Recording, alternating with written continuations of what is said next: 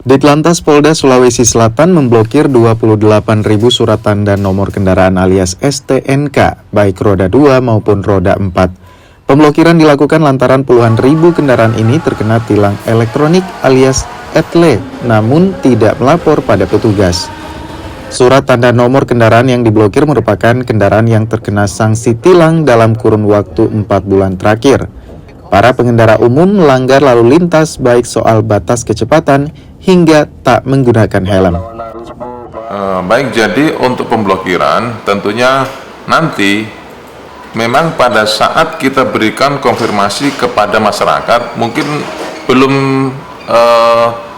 ditanggapi, dalam artian belum ada respon sehingga dibiarkan.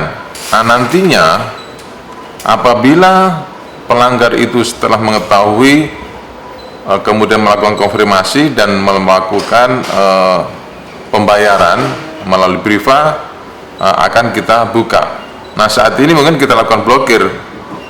Pada saat nanti kendaraannya akan membayar pajak mungkin baru diketahui. Namun demikian tentunya masyarakat bisa langsung konfirmasi kepada petugas yang ada di sini, baik secara langsung di piket back office maupun front office, maupun melalui telepon nanti akan diberikan penjelasan.